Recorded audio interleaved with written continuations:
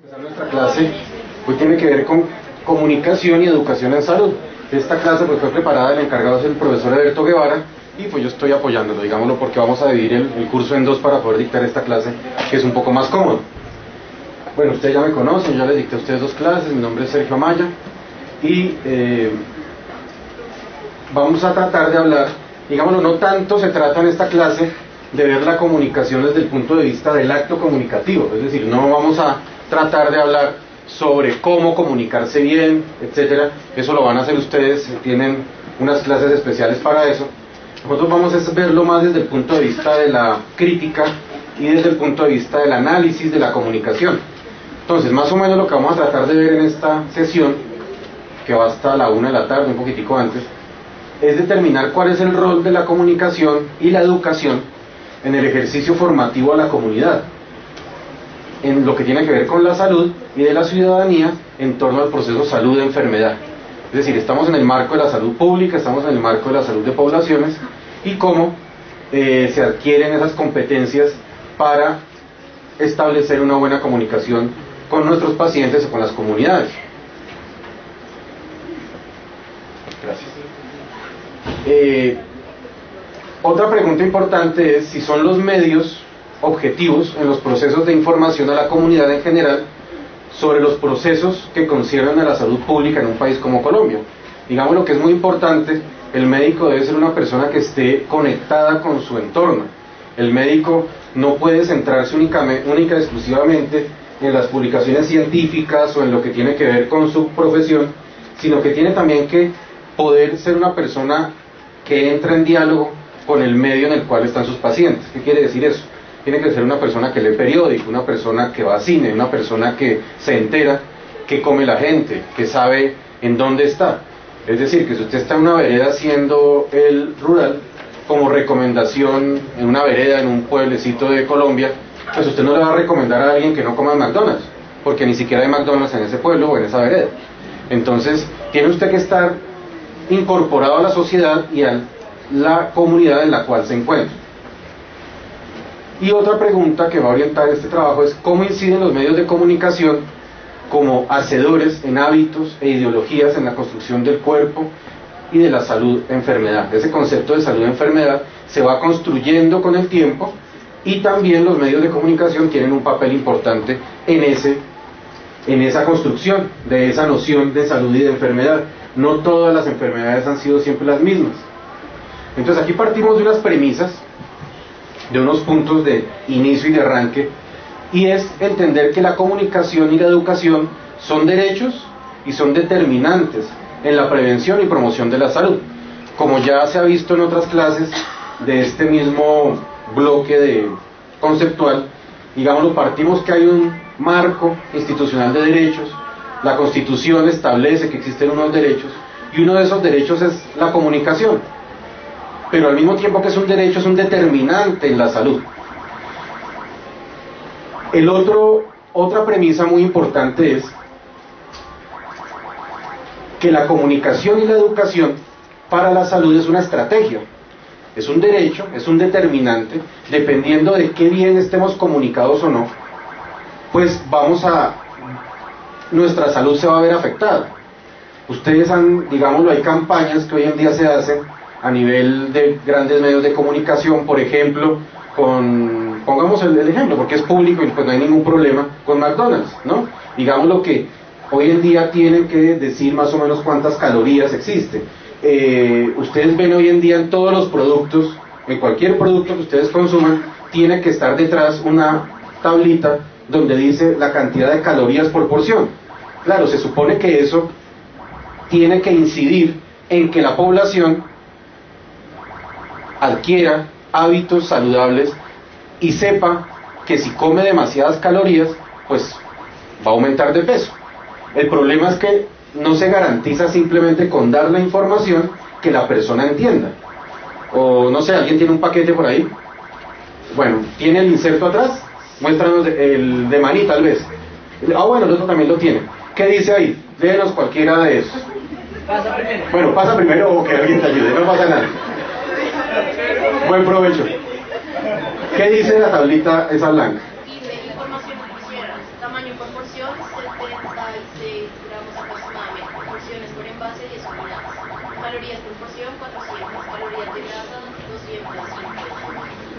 grasa total,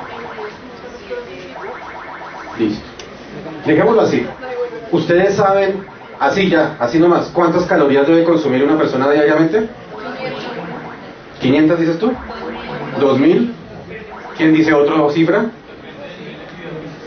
Depende del nivel de actividad física, depende del metabolismo, pero más o menos entonces ¿cuál es el número? Bueno, ese es un promedio de 2000, es un promedio, pero efectivamente depende del metabolismo basal, y para eso existe una fórmula grandísima para determinar el metabolismo basal. Pero vean, ustedes que son médicos y que están entrando a estudiar medicina, hay cifras discordantes, no todo lo sabe. ¿Ustedes creen que una persona con un nivel educativo básico, muy fundamental, entiende lo que dice ahí? Además, cuando hay diferenciales, porque es que depende de las calorías que aportan los carbohidratos, son distintas las calorías que aporta la grasa. ¿Ven? Además tiene uno que más o menos establecer un peso por porción, es decir, que el paquetico trae 4 porciones, o sea que si me como el paquete completo son 1600 calorías, o sea que casi que con un paquete me estoy comiendo lo del día. Para una persona con una actividad física que no haga ejercicio ni nada, digámoslo, su metabolismo basal puede estar entre 1600 y 2000. Entonces ya solamente por respirar y eso ya, el resto de las comidas del día, pues ahí estaría. Pero eso es nada más para darse cuenta que la información no es suficiente para uno tomar decisiones. Es decir, que información no es equivalente a comunicación. La comunicación implica que el otro entienda, implica un acto cognitivo en el cual la otra persona logra entender lo que yo estoy tratando de informar. Informar no es sinónimo de comunicación, pero digamos lo que muchas veces se toma a la ligera el asunto, entonces digamos lo que muchas veces eso no se tiene en cuenta y por eso no hay efectos reales. Entonces, por eso esa premisa, comunicar y educar, es una estrategia para el cambio social, donde comprender los procesos socioculturales es base para el abordaje salud-enfermedad. Digamos lo que entonces esa comunicación no cabe en el vacío. Lo que se informa y lo que se comunica llega en un contexto social determinado y en una cultura determinada. Entonces eso es muy importante tenerlo. Y otra premisa es, si salud, educación y comunicación corren la misma suerte de abandono, ¿cómo desde el rol del estudiante de medicina se puede incidir en una mejora de tales derechos? Porque acuérdense lo que les hemos dicho muchas veces, es decir, usted se forma aquí como médico no solamente para diagnosticar una patología, para operar y sacar un apéndice, para reemplazar una articulación o para mandar un antihipertensivo a una persona. Si usted hace eso y no comunica o no entiende el contexto en el cual está, sus acciones posiblemente van a caer en el vacío. Desde cosas tan sencillas, y es que si usted no garantiza que su paciente entiende, por ejemplo, las recomendaciones del posoperatorio, y usted le dice, y usted no garantiza que la persona entienda, pues posiblemente esa persona va a realizar acciones que van a complicar el posoperatorio, por ejemplo. Alguna vez vi un video pues no es el contexto nuestro, pero como para ejemplificar el asunto. En Estados Unidos un medicamento, ustedes saben que allá les dan, uno no es que va a la farmacia y compra un paquete de tal cosa, no, todo va formulado y le entregan a usted en una cajita la cantidad de tabletas y pastillas, etc. Y en la etiqueta dice cuántas debe tomarse. Entonces decía, eran unos pacientes latinos que llegaron por una emergencia, lo que fuera, le diagnostican tal enfermedad y le mandan un medicamento. Esa persona regresa en una urgencia y se muere. Y no logran establecer cuál es la causa, pero ¿qué fue lo que pasó? Pues terminan dándose cuenta que eran unos pacientes latinos que no entendían bien el inglés, y en la etiqueta decía la posología once a day, 11 a day, once, una sola, y la persona se tomó 11 pastillas de eso, ¿cierto? Se murió. Entonces es chistosito, pero resulta que no todo el mundo habla inglés y no todo el mundo está enterado del asunto, y resulta que si usted como médico tiene la responsabilidad social de garantizar que sus pacientes entienden lo que usted le está indicando, porque si no su trabajo es el del mecánico automotriz, ¿cierto? No es un mecánico avanzado, digamos, es un mecánico experto en algo, pero resulta que nuestra responsabilidad social está en eso, en saber comunicar y en incidir en la salud de la gente, de las personas. Y si no comunicamos bien, pues no vamos a lograr los efectos deseados y estaríamos de pasada vulnerando los derechos de la gente. Vamos a ver unos pequeños videos sobre campañas públicas que se han hecho en torno a temas de salud. Entonces vamos a ir viendo algunos simplemente para después discutir. Lo volví a ver.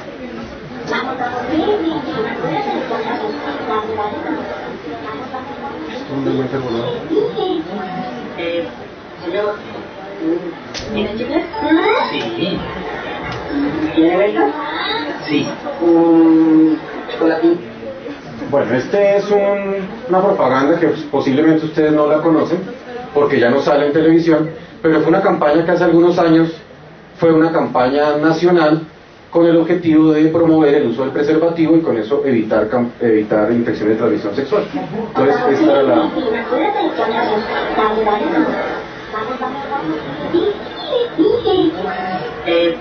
Señor, ¿tiene chicles? Sí. ¿Tiene becas? Sí. ¿Chocolatina tiene? Sí.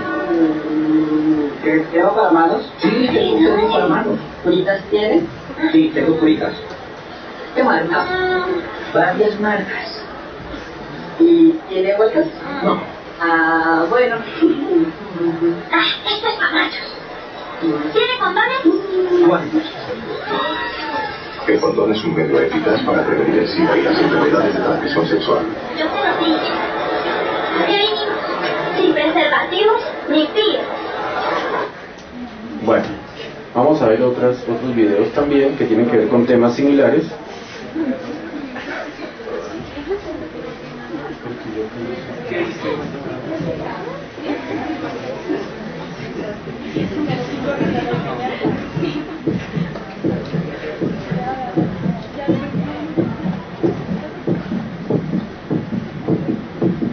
La droga destruye tu cerebro. No consumas droga. Por la dignidad del hombre. Banco Cafetero.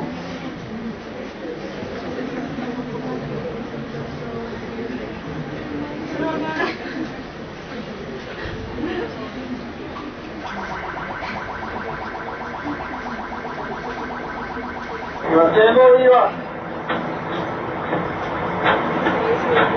¡Mantengo viva! ¡Mantengo viva!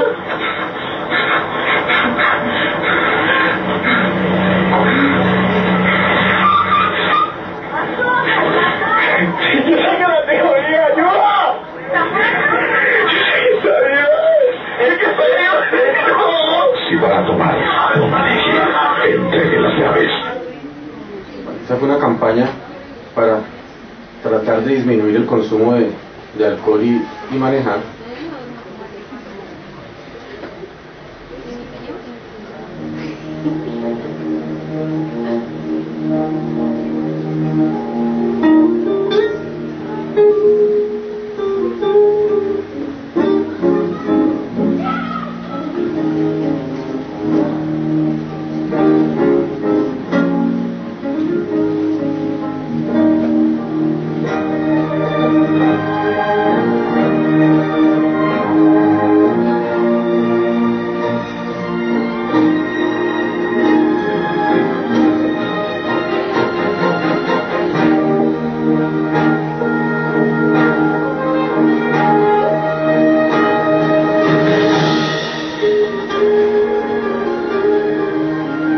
Venha para onde está o sabor.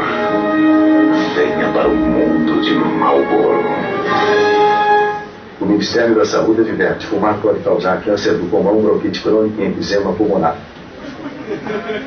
Entonces, una propaganda promocional de cigarrillo.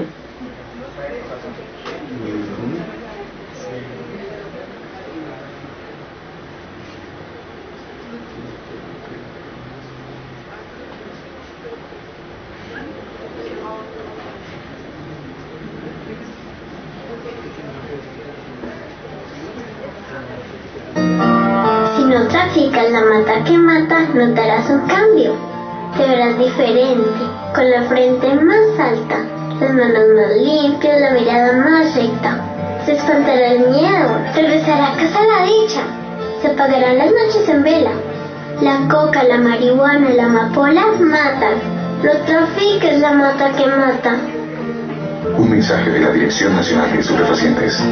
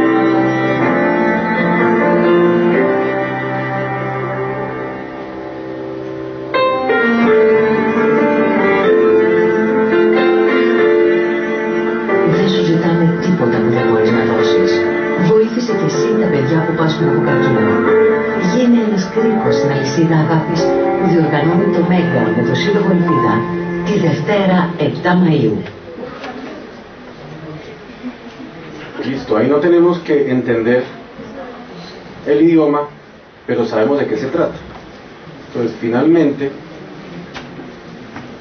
digámoslo, ya para profundizar un poco, pues tenemos ahí varios ejemplos, ¿no?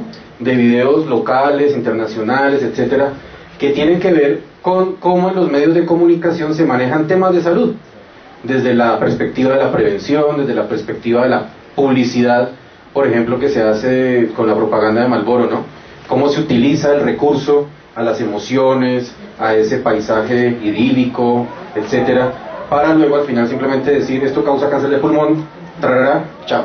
Lo mismo, si ustedes se dan cuenta, mucho el video, el primer video, el de la campaña del condón, es un video que fue bastante polémico, claro, en un principio por sectores muy conservadores que decían con eso lo que se está promoviendo la promiscuidad, etcétera, pero al margen de eso es porque detrás hay ciertos valores que están ahí inscritos, ¿no? Primero, claro, el video trata de que la gente, que los jóvenes no tengan vergüenza de ir a comprar preservativos. Sin embargo, hay como ciertas notas ahí dentro del video que manifiestan ciertas estructuras culturales que están muy metidas ahí. Cuando el pollito, o la pollita mejor dicho, dice, esto es pa' machos, ¿cierto? Es decir, como que el tema de la protección, no, ese no es un tema de mujeres, ese no es un tema de, esto es para machos y yo me vuelvo macho y los pido, ¿cierto? Es como si el tema fuera de hombres, es como si el tema fuera solamente.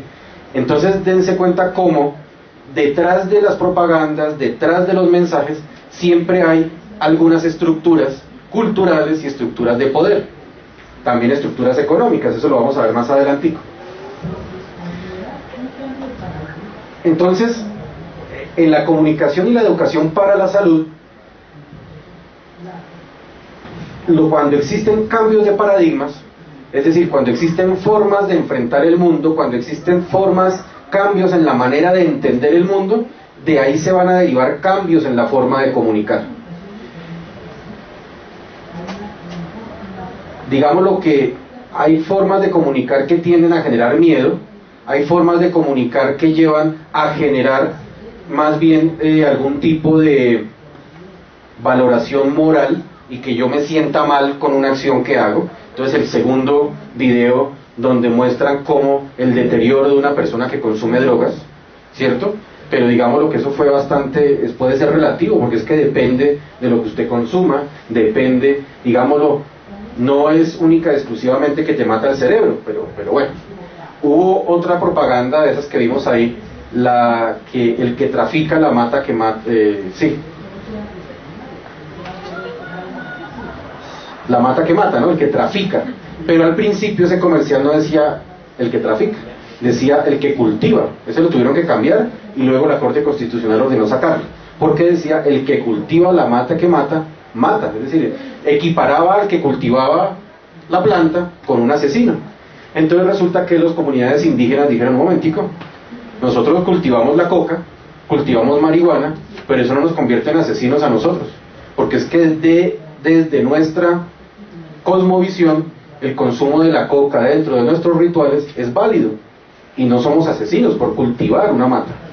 Y la amapola además es una flor muy bonita, ornamental, que se da de manera silvestre, es decir, y quien cultiva una amapola para hacer un florero, pues no se convierte en un asesino.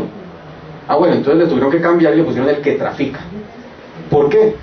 Pero dense cuenta cómo detrás hay toda una estructura. Ahí, ¿qué podríamos deducir de eso? Oiga, que el que generó la propaganda nunca pensó que hay gente que cultiva esas plantas sin fines delictivos, que hay otras personas, digámoslo, hay como da cuenta también de una estructura social en la cual como que todo se piensa desde el centro, como que todo se piensa desde una cultura, ¿no? Como una cultura muy bogotana, muy de personas con cierto nivel sociocultural, etcétera, pero una construcción que como que no permite otras identidades.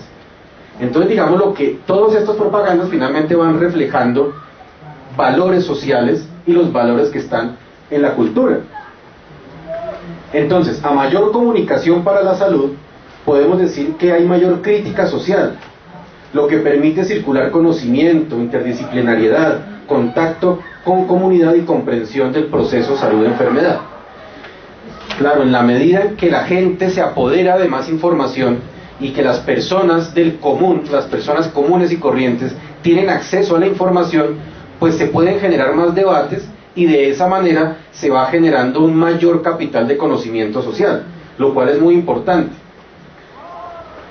Pero esa comunicación, ¿qué implica?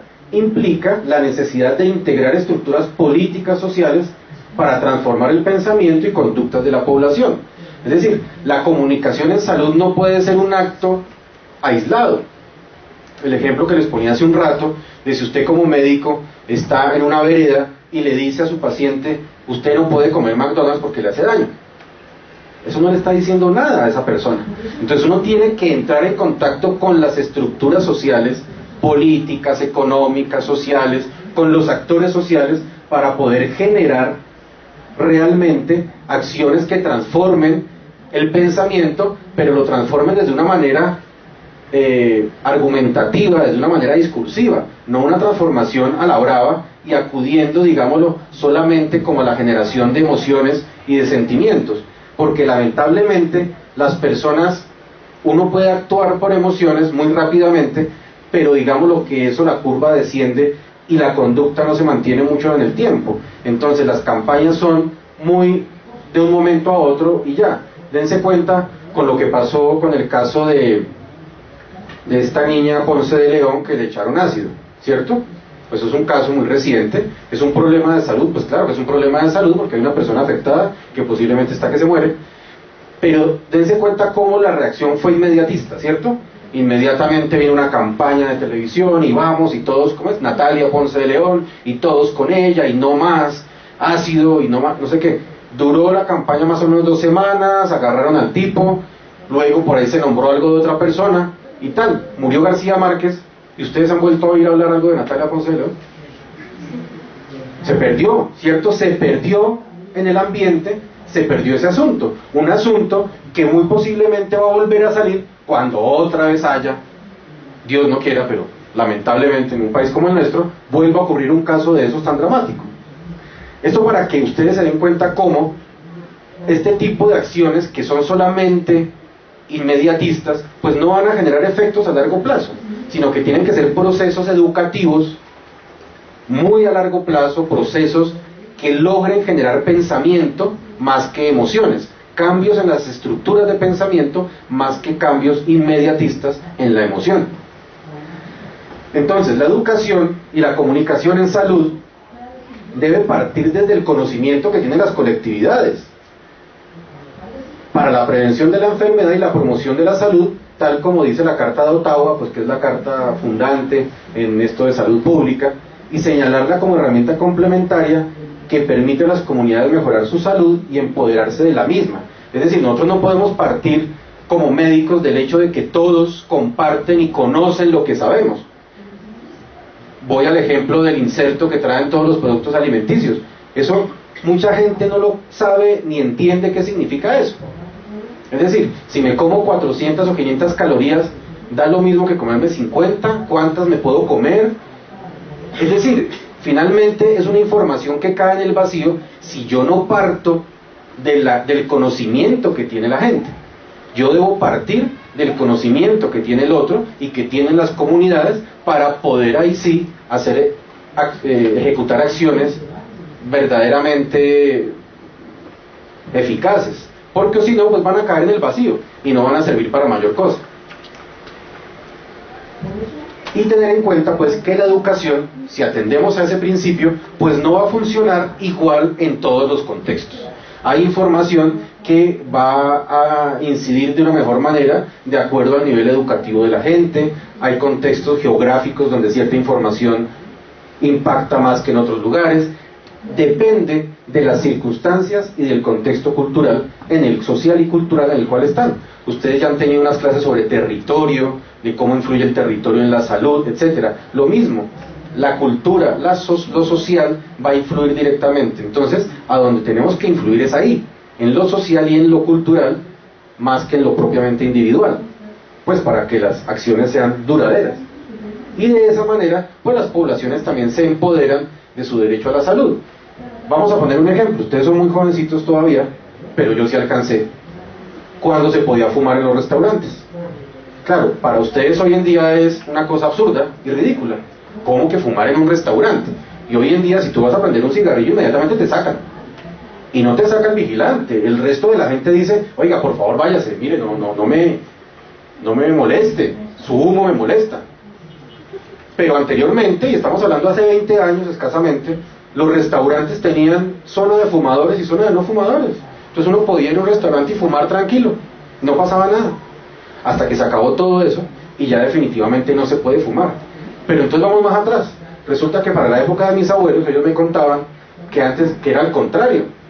Lo bien visto, lo que era elegante, distinguido, era fumar en los lugares públicos. Entonces era terrible ir al cine porque todo el mundo fumaba dentro del cine.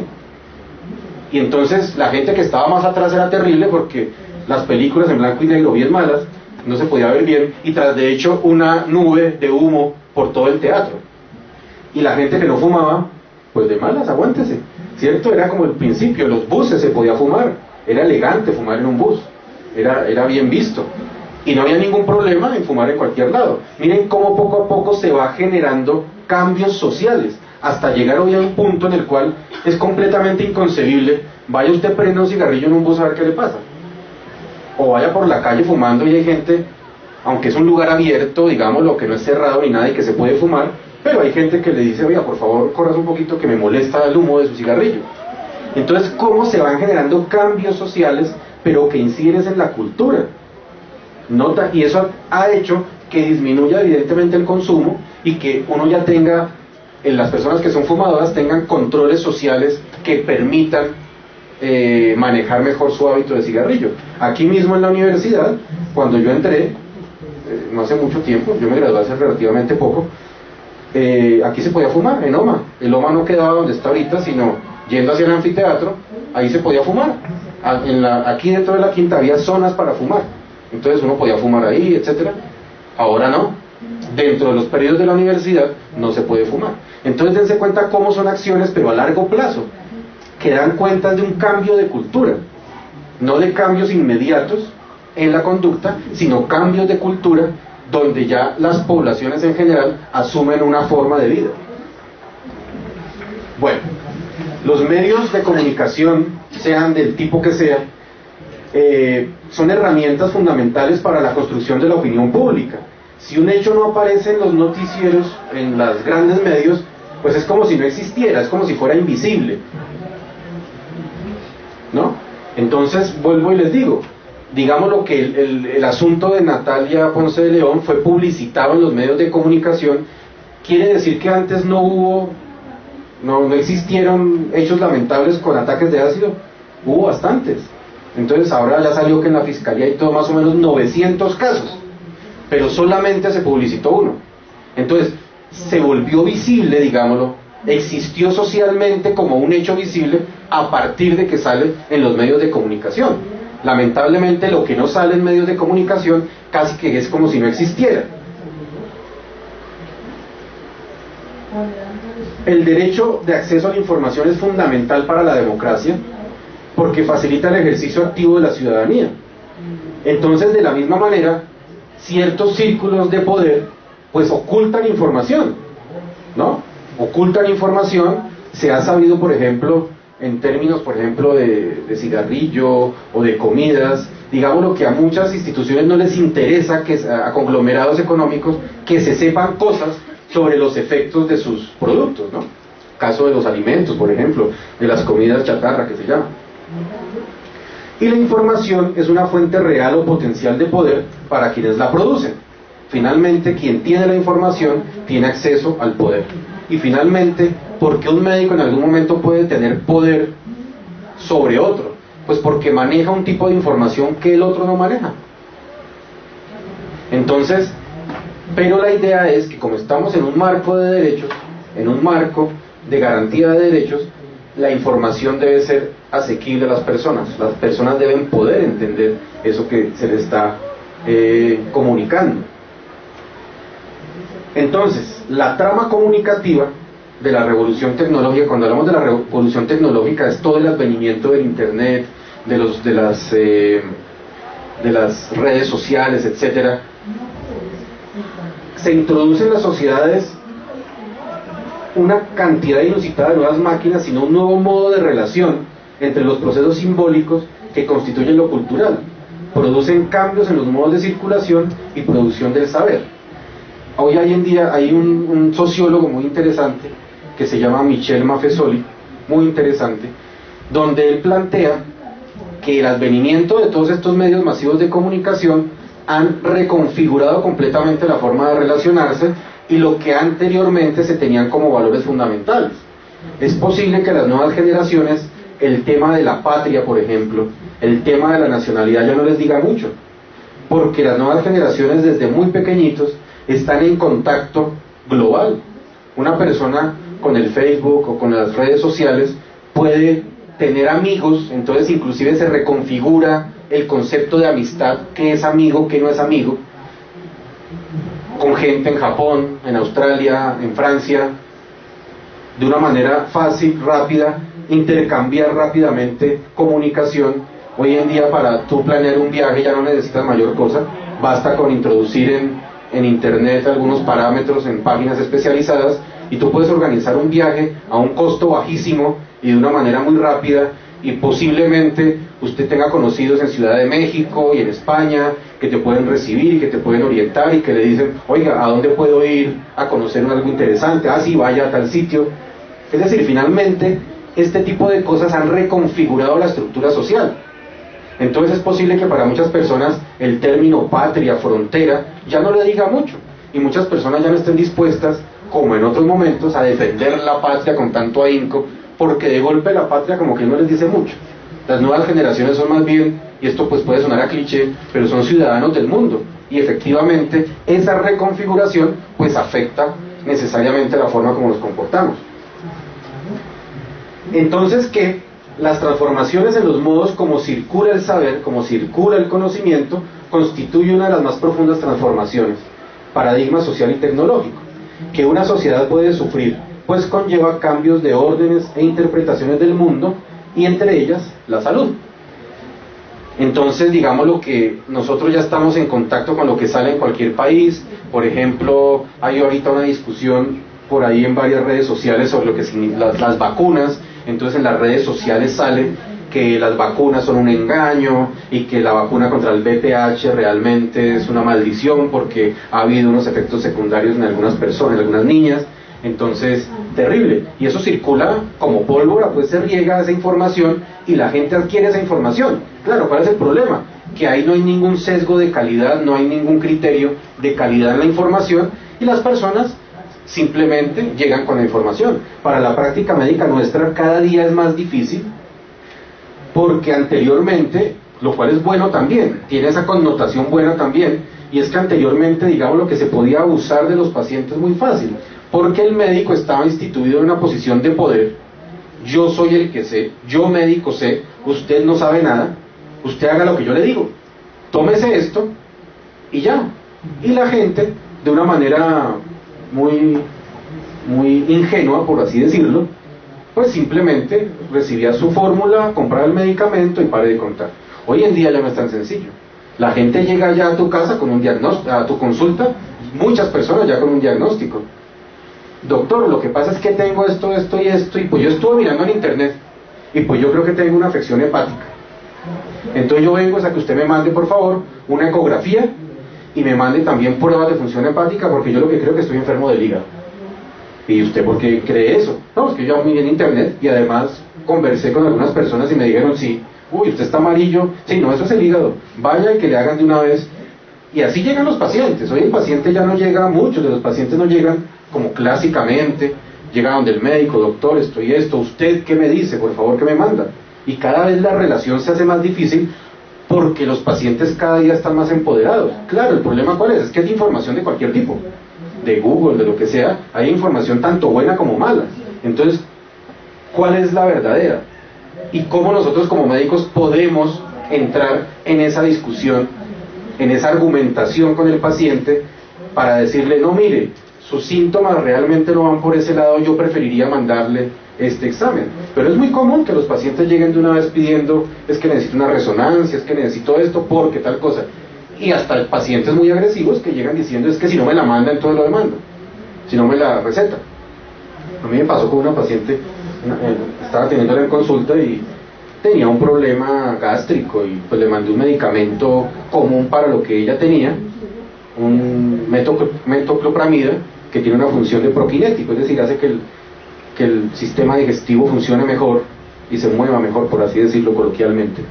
Y ella fue y miró en internet y volvió bravísima con amenaza de demanda, que por qué le estábamos mandando medicamentos psiquiátricos. Perdón, ¿cuál psiquiátrico? Y ella estaba sentada que era un medicamento psiquiátrico. Me tocó sacarle el libro, me tocó sacarle casi una farmacología, a decirle, mire la indicación del medicamento, señora, usted vino acá porque tenía estos y estos síntomas gastrointestinales, le estoy mandando este medicamento y aquí están las indicaciones claramente para lo que usted tiene. Pero es que yo miré en Google y ahí decía que era un medicamento psiquiátrico. Pues señora, es decir, yo no puedo entrar en esa pelea con el paciente y uno tiene que ser cordial y todo y explicarle, pero casi que la resolución es pues entonces que Google le recete, pues, porque entonces ¿qué hacemos? Entonces es muy complicado hoy en día. Esta situación es muy compleja y tiene que ver con esto. Miren cómo la comunicación reconfigura nuestra manera de actuar y de vivir en el mundo, y nuestra profesión está claramente influenciada por esto. Sin qué decir, digamos, de terapias alternativas, qué decir de las cosas. Entonces ahorita está de moda el yacón. ¿Ya han oído ustedes del yacón? Que parece como una yuquita, que es un tubérculo que es magnífico para adelgazar y no sé cómo. Entonces la gente llega, doctor, estoy tomando yacón y no sé qué, y así es, esto sigue siendo así. Pero lo que pasa es que es una velocidad impresionante, es decir, todo cambia a una velocidad vertiginosa. ¿Cuál es el problema? El problema es que muchos medios obedecen a intereses, a conglomerados con intereses políticos, económicos, ideológicos, ¿cierto? Siendo parcializados en la difusión de temas. Entonces, dependiendo de la ideología que maneje tal diario, tal noticiero o algo, pues va a difundir la información con sesgos. Entonces, por ejemplo, eso lo nota uno en temas complejos de tratar, como son los temas del aborto, de la eutanasia, temas como todo lo que tiene que ver con comunidad LGBTI, digámoslo, que dependiendo del sesgo ideológico, de las condiciones religiosas, etcétera, pues se van a dar informaciones con ciertas características. Entonces viene la pregunta, ¿cómo lograr la objetividad en la información? Entonces, por ejemplo, ahorita con la reforma a la salud, por ejemplo, se han difundido, y hay estudios sobre eso, se han difundido más cierto tipo de informaciones que otras. Entonces algunas propuestas fueron, como Saúl Franco y Hernández, que son especialistas en este tema, son personas con doctorados en salud pública, son las autoridades en ciertos temas, pero que tienen una visión de la salud que dista un poco, o bastante, mejor, dista bastante de los intereses de farmacéuticas, de los intereses de conglomerados económicos. Curiosamente eso no se difundió en medios, no salió. Curiosamente solamente salía en medios independientes ese tipo de información. ¿Y qué acceso tiene la gente a medios independientes? Pues muy poca. El impacto social que tiene es muy poco, es bastante pobre. Entonces vamos a decir que el poco acceso a internet, a impresos, a medios alternativos, la baja escolaridad, etcétera, pues hace que las personas, digámoslo, estén, por decirlo así, enajenadas por el consumo, ¿no? Entonces, porque para tú poder pautar en un noticiero, para poder pautar en una emisora, pues tienes que tener mucho dinero para poder entrar a esos medios, ¿no? Entonces, digámoslo, pues no creo que difícilmente un campesino, difícilmente un productor de verduras, de frutas, tiene acceso a la pauta publicitaria, tiene derecho, pues posibilidades de pagar para promocionar que comer frutas y verduras es más saludable. De golpe cuando se reúnen, entonces usted oye Fedepapa promociona en televisión que se consuma más papa, o los del gremio de la leche dicen que se consuma más lácteos, pero difícilmente, independientemente, se va a poder entrar a los medios de esa manera, mientras que vemos como si hay un influjo directo de los grandes conglomerados económicos para las propagandas y promocionar productos que serían no muy buenos para la salud. Ahí tenemos un ejemplo, ¿no? Entonces en eso pues es importante hacer una pregunta: ¿cuál es el rol de la academia en todo eso, no? Es generar una visión crítica de todos estos procesos. Entonces, ¿qué pasa? El problema es que los medios de comunicación consolidan conductas, creencias, valores, muchos de los cuales van dirigidos a crear seres individualistas, violentos, competitivos, sobreconsumidores, ¿no? Sería como, diríamos, un ser telefabricado, ¿no? Digamos lo que el influjo que tiene la televisión y los medios en la generación de valores y conductas es bastante alto.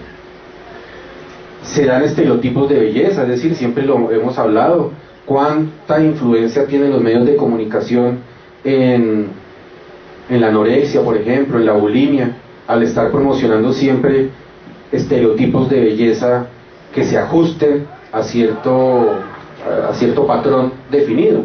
Entonces el patrón pues es la mujer alta, 90, 60, 90, de piel canela, ojos verdes, pelo mono o rubio.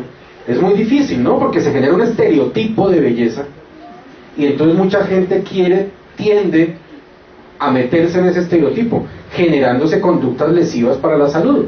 Muchas personas llegan a la anorexia, etcétera, tratando de ajustarse a ese estereotipo.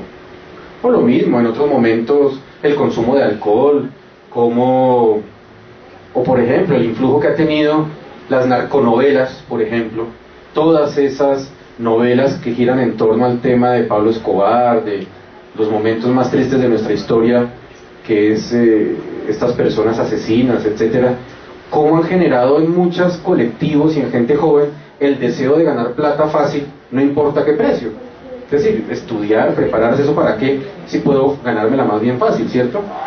Eso finalmente termina generando valores, termina generando creencias en las poblaciones, hábitos, etcétera.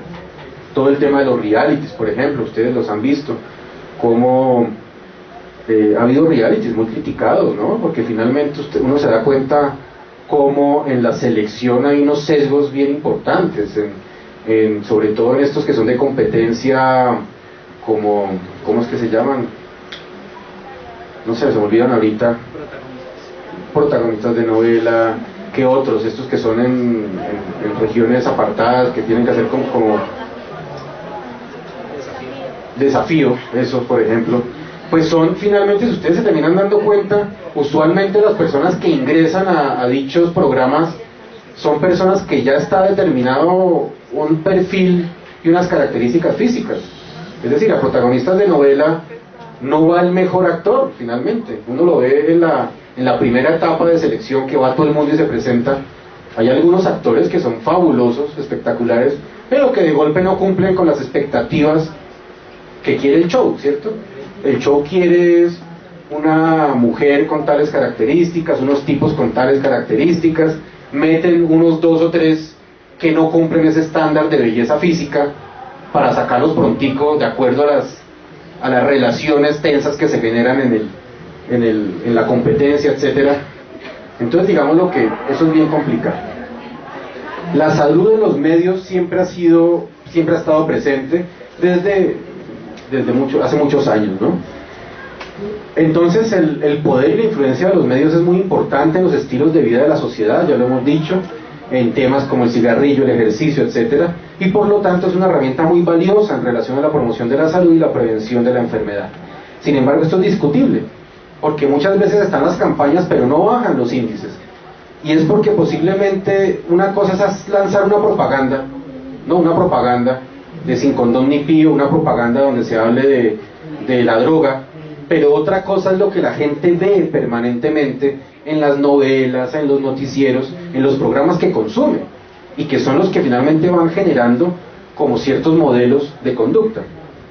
Entonces los noticieros y la prensa poseen secciones de salud, ustedes lo ven, ¿no? Dirigidos, y entonces es chistoso pues que siempre la sección de salud sale el presentador, que es un médico, tiene que ser, pues es un médico, pero por cierto es una médica muy bonita, ¿no? La doctora Fernanda, y ahora tiene libro, y pues es una doctora muy bonita, y sale con bata. Uno se pregunta, ¿y qué necesidad tiene de salir con bata si está presentando en un noticiero?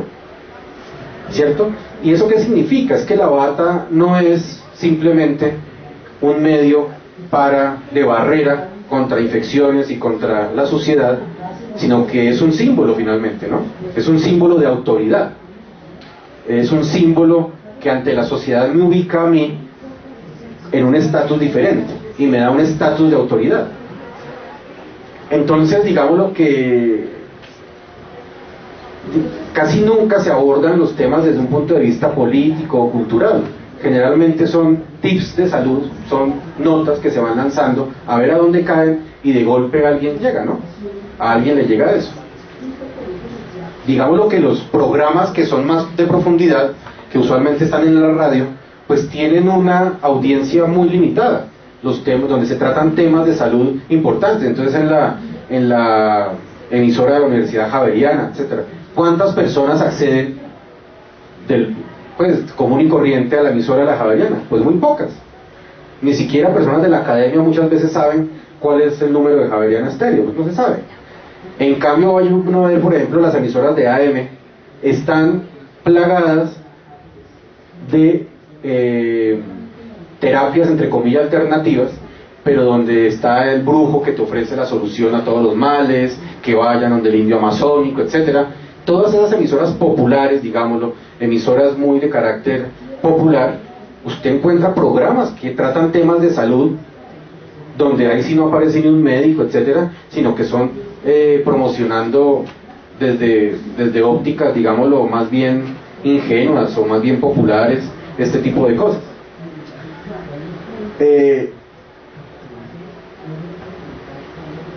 Y digámoslo que hay una correlación entre el interés de la población y lo que se saca en los medios, digamos. Eso es importante.